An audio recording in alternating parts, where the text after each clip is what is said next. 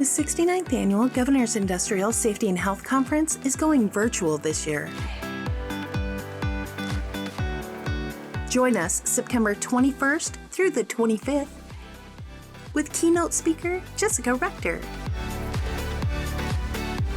Interact with virtual exhibitors, attend multiple sessions, and participate in our real-time collaborative discussions, all from the comfort and safety of your home or office. It offers a lot of innovations in designs, techniques, tools, materials to help you get through your job each and every day safely.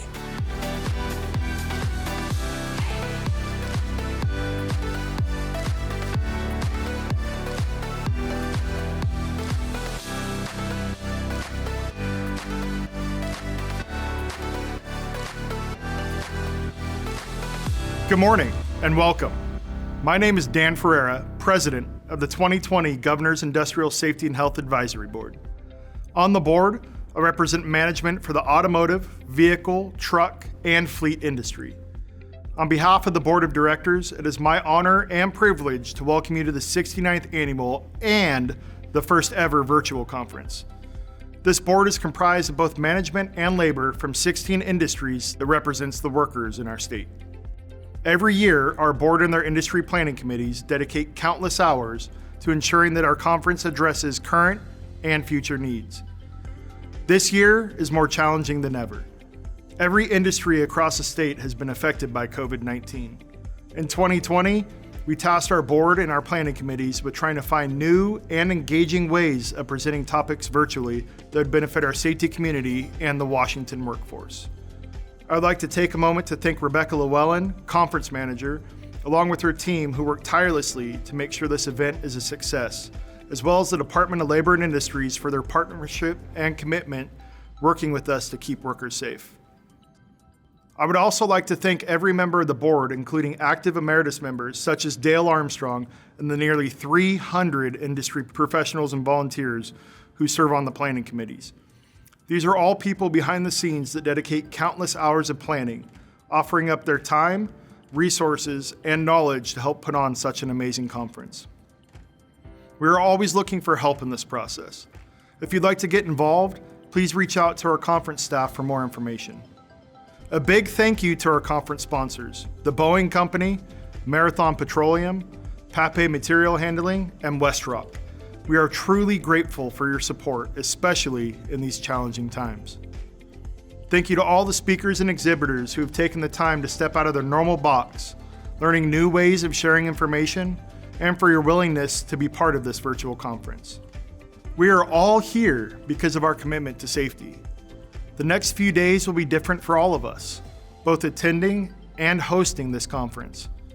As you move forward throughout the week in your virtual classrooms, we ask that you all participate in the conversations, soak in as much as possible.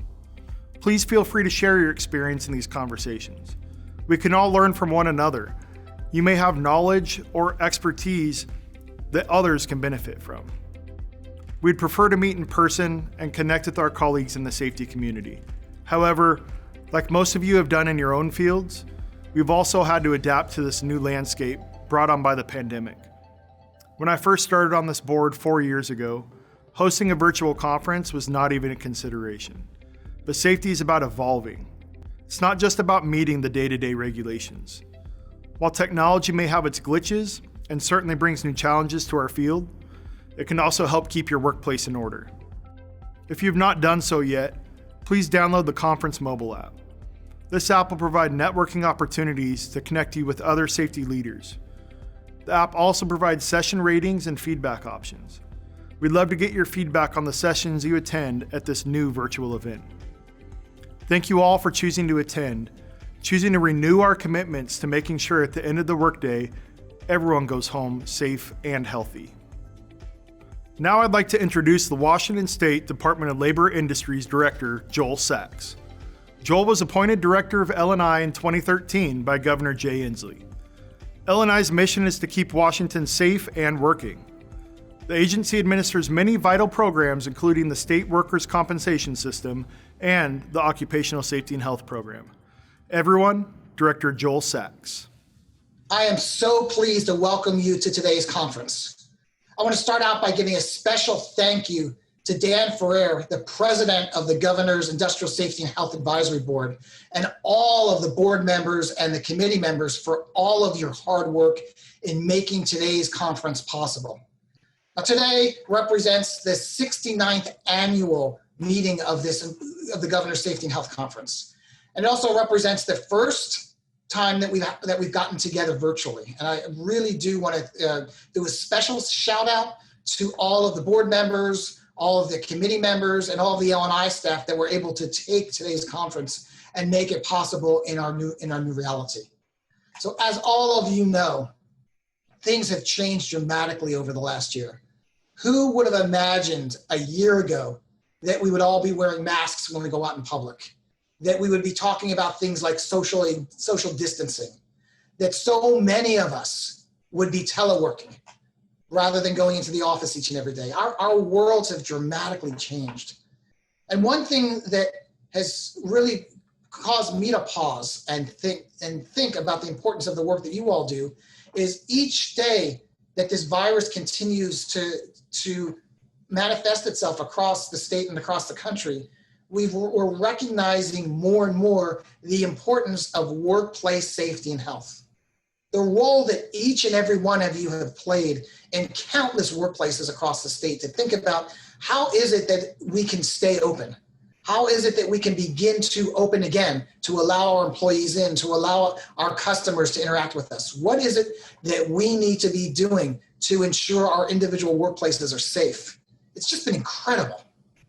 I honestly believe that if you take the number of interventions that each and every one of you did who have been attending today's conference, put it together, you collectively have saved hundreds upon hundreds of lives by your hard work, by your dedication, by your educating yourself around COVID-19, and then educating so many in your workplace. So on behalf of all of those workers across the state who are safer today or will be safer tomorrow when they return to work, thank you. And we recognize that there's more to be done. Our reality has changed dramatically. I don't think we're ever going to think about the workplace in the same way that we did a year ago. And what that means is plenty of both challenges and opportunities for safety and health professionals to rethink what does it mean to go to work each and every day, to rethink some of our basic ideas around protecting ourselves from hazards. What are the hazards that I face in my job? What are the hazards that you face? What are the hazards that your coworkers face? And what is it that you're going to be able to do to address that? So hopefully through the conference, you'll be able to walk away with a couple of creative and innovative ideas on promoting safety in your workplace. Hopefully this will give you an opportunity to re-engage and reinvigorate yourself to recognize the important role that each and every one of us play to promote a safe and healthy workplace. And hopefully you will be able to share a couple of your ideas, because collectively, as a safety and health community, there are so many things that we can do to promote safety, both in the workplace, as well as teaching Washingtonians some of those critical things that we need to do to beat back this virus. So again, thank you for attending this conference. Thank you for your willingness to commit to worker safety. Thank you for your willingness to partner with each other. And I look forward to hearing great reports on the things that you've learned and the things that we're going to be able to do collectively to protect Washingtonians. Thank you. Thank you, Joel. Now I would like to introduce you to Ann Soyza, Assistant Director of the Division of Occupational Safety and Health at Labor and Industries, or some of you may simply know it as DOSH. Ann is also the chair of the National Advisory Committee on Occupational Safety and Health. Please join me in welcoming Ann Soyza. Thanks, Dan. As Joel said, this is the first time this conference is being held virtually. In fact, the conference has only been canceled twice in the last 70 plus years, and once was during World War II. I think it's really important for us to get together, especially during the pandemic, to talk about workplace safety and health, as I want to thank all the people who worked tirelessly to make sure this virtual conference happens. As we navigate the COVID-19 pandemic, We've learned together and from each other the best ways to keep employers and employees safe. We're still learning every day as experts discover more about the virus and how it's transmitted, so we can provide the best safety and health advice to all of you. While COVID-19 is on top of our minds, and rightfully so, we can't ignore other hazards that exist in the workplace. Finding and preventing these incidents waiting to happen is better than reacting to an injury and illness caused by them. We need to continue our focus on hazards like falls from elevation, trenching, machinery, chemical, biological, confined space, noise.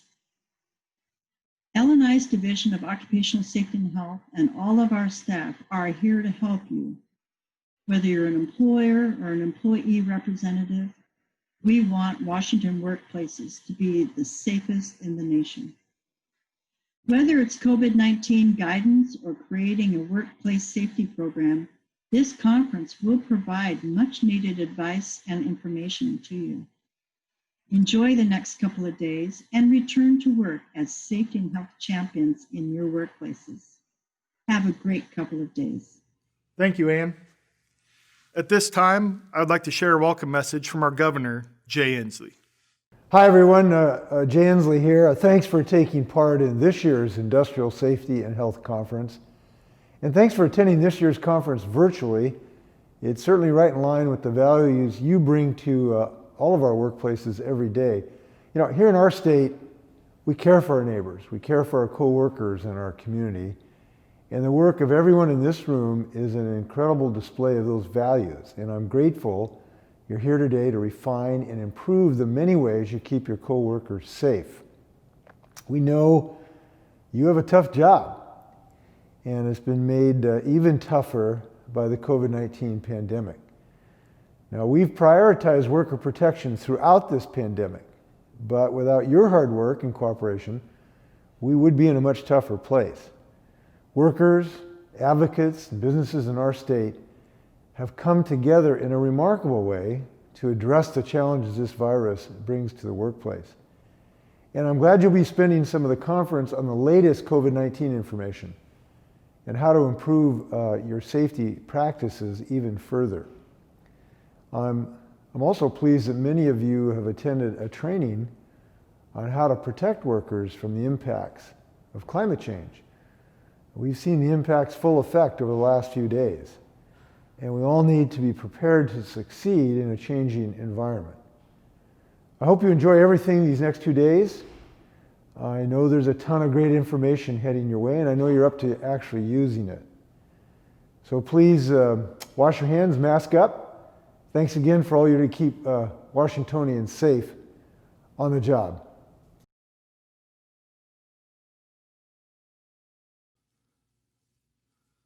Governor Inslee has proclaimed September 21st through 27th as Workplace Safety and Health Week. Success depends on all of us, business, labor, and the public sector, all working together to prevent avoidable injuries, illnesses, and eliminate workplace fatalities. Now I'd like to take an opportunity to honor people in our state who stepped in and stepped up to help others in their moments of greatest need by announcing the winners of the annual Lifesaving Awards. The differences these award recipients made cannot be overstated. While at work, these brave heroes recognize the urgent need of coworkers and even strangers. They went above and beyond what was expected of them in their day-to-day jobs. They saved lives. They saved other people's loved ones, turning potential heartbreak into acts of generosity and kindness that will never be forgotten. We especially want to welcome our award recipients and their family members and our other guests who are with us today. Though we'd love to gather in person, not even a pandemic can keep us from coming together to celebrate some truly amazing moments from the past year. Thank you for joining us virtually from wherever you are. And although our award recipients won't be joining me on stage after I read their names, all of our winners have received their awards by mail. It's an honor to share the stories of these heroes. Without further delay, let's present the 2020 Lifesaving Awards. Our first recipients are Bill McCann and Steve Baer, who work on the facilities management team at the Multi-Care Health System building in Auburn. Bill and a fellow manager were on their way to a meeting in the morning of September 19th, when the manager said he did not feel quite right. Then he said he felt dizzy. Bill knew something wasn't right because his coworker doesn't usually mention details like that. In the meantime, Steve Baer heard a coworker was having problems, and he ran to help. As well, Steve asked the patient questions and recognized possible stroke symptoms. The patient said his head was spinning, his eyes were rapidly shifting back and forth. Bill and Steve knew they had to get their coworker to the emergency department as soon as possible. They got him into a car, then to the emergency department, into a wheelchair, and through the doors within 10 minutes of noticing the signs. Their coworker received the immediate medical care that is crucial to limiting the long-term damage caused by a stroke. The team credits their CPR and Multi-Care Be Fast training for their quick response. Thank you, Bill and Steve, for recognizing the signs and taking fast action. Next, the story of James Edenfield, Brian Packer, and the coworker they helped. The three men worked together in the weld shop in Boeing's Auburn plant. Last October, James noticed our team leader seemed to be having some trouble turning on the lights. He seemed a little bit confused. James got a cup of water for his coworker, and that's when he saw the left side of his face drooping as he took a drink. At that very second, James knew his team leader was having a stroke. James yelled for help. He kept talking with the patient to make sure they stayed as calm and comfortable as possible. He noticed his speech was slurred, another sign of a stroke. James recognized the stroke symptoms from his training in the Navy, first aid classes, and countless radio ads. Meanwhile, Brian heard James's yells and called Boeing's emergency line. Members of the second shift weld shop retrieved their coworker and stood at the shop doors to direct emergency personnel. Boeing EMTs arrived within 4 minutes of the initial onset of the coworker's symptoms. After a stay in the hospital, the patient spent the holidays at home with the family. Sadly, he passed away in January. We honor his life. We honor the care, compassion, and quick action that James and Brian displayed as they helped their coworker through that difficult day. Next, Jay Allen was on duty October 24th at Cascade Training in Tacoma, where he's a client support specialist and basic life support instructor. When Jay was told the person in the parking lot of a neighborhood business seemed to be in cardiac arrest, Jay sprang into action. He found the person not breathing and without a pulse. Their skin was blue. As passerbys watched, Jay performed CPR and ventilated the patient. When responders from the Tacoma Fire Department arrived, they observed the return of spontaneous circulation in the patient. In other words, a heartbeat, breath, and signs of life. Thank you, Jay, for stepping up when that was just what the person needed the most. Our next award recipients were in such the right place at such the right time that it almost seems miraculous. But it was about more than coincidence. They also had the skills, training, instincts to save 2 people's lives. Tim Detterman and Trevor Swanson worked for the Washington State Department of Health. They were out in their boat April 10th, collecting marine water samples in the Oakland Bay shellfish growing area, when they noticed what looked like a log in the water. They looked closer and they realized they were seeing a kayak with 2 people bobbing barely above the waterline. The kayakers had fallen out of their boat and were floating in 56-degree water in the widest part of the bay, with no personal flotation devices. Trevor and Tim used a life ring and their boat operation skills to quickly pull the kayakers aboard their vessel and warm them up in the boat's cabin. The kayakers had been in the water for 3.5 hours and both had become slightly hypothermic. Thank you, Tim and Trevor, for knowing exactly what to do when it mattered most. And they have a message for us. Always wear a personal flotation device when you're on the water. Tim Weinzerl and Michael Tratnick were patrolling the beaches in Case Inlet on April 10th. Tim on shore and Michael by boat. They work for Taylor Shellfish. As Tim walked on the beach, he noticed a man waving frantically and calling for help. Tim hurried over and saw an older gentleman with a woman, his sister, who was partially in the water and not breathing. Tim dragged her head and shoulders far enough out of the water to start administering first aid. He called emergency services as Michael raced back in the boat. Together, they pulled the woman to shore and laid her head on a piece of plywood they'd fashioned into a stretcher. Tim performed CPR, expelling water from the woman's lungs, and she started breathing. Then Tim and Michael gave her the shirts off their backs to help keep her warm until medics arrived. The victim's brother said his sister stayed in the hospital a few days, and the doctors think she may have had a heart attack or a stroke on the beach. As the brother said in a letter to Taylor Shellfish, "Your two men acted quick in an emergency, did all the right things, so God bless them. They are heroes." Thank you, Tim and Michael, for your teamwork and heroism. This concludes the Lifesaving Awards. To the individuals whose stories we've shared today, thank you for being there for the people in your workplaces, in your communities. In stressful circumstances, you showed courage and compassion. You are the heroes among us. Thank you all for attending and for the essential work you do in keeping Washington workers safe and healthy. Please join the virtual lobby a few minutes before 9 a.m. because Jessica Rector is our keynote and will blaze your brain to extinguish burnout, starting promptly at 9. We hope you all enjoy the conference.